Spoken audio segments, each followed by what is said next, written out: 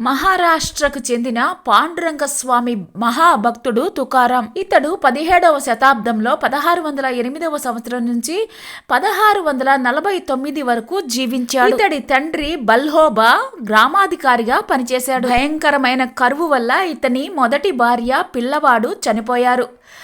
అతడి గురించి విన్న శివాజీ మహారాజు పంపిన సంపదను తుకారాం నిరాకరించాడు. భగవత్ సాక్షాత్కారం కోసం పట్టుదలతోటి దీక్షను సాగించాడు.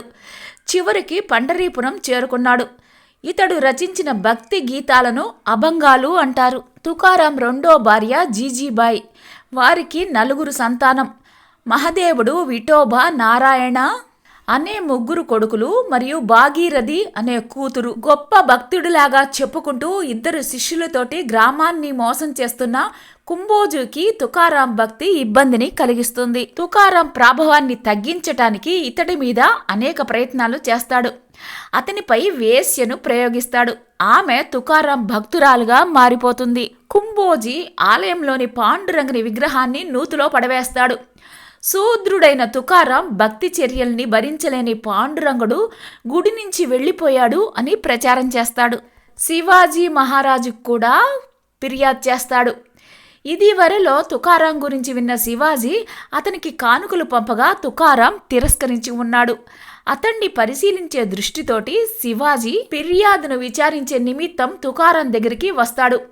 శివాజీ చూస్తుండగానే తుకారాం భక్తితోటి పాండురంగని విగ్రహం తిరిగి ఆలయంలో ప్రత్యక్షమవుతుంది. ఈలోపుగా కుంబోజీ అందించిన సమాచారంతో శివాజీ శత్రువులు శివాజీని చుట్టుముడతారు.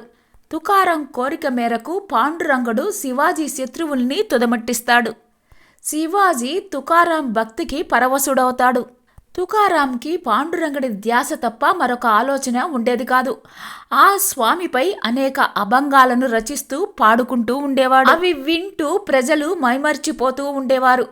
అదే ప్రాంతానికి చెందిన రామేశ్వర భట్టుకి ఈ విషయం అసూయ కలిగించింది. తక్కువ కులంలో పుట్టిన ఆయనకి భగవంతునిపై భజనలు, కీర్తనలు రాసే అర్హత లేదు అని చెప్పాడు. ఇంతవరకు రాసినవి అన్నీ ఇంద్రాణి నదిలో పారేయాలని రామేశ్వర భట్టు ఆదేశించాడు. తుకారాం వాటిని మూటగట్టి ఇంద్రాణి నదిలో ముంచేశాడు. అభంగాలు నీటి పాలు కావటంతో కలత చెందిన తుకారాం నది ఒడ్డునే నిద్రాహారాలు మాని ఉండిపోతాడు. అలా 13 రోజులు గడిచాక ఎక్కడైతే అభంగాలను ముంచాడో అక్కడే అవి పైకి తేలి గ్రామస్తులకు కనిపిస్తాయి. ఇది తెలిసిన రామేశ్వర భట్టు పరుగు పరుగున వచ్చి తుకారాం పాదాలపై పడ్డాడు. శ్రీ మహావిష్ణువు తుకారాం కోసం గరుడు వాహనాన్ని పంపి సశరీరంగా తన వద్దకు రప్పించుకున్నాడు.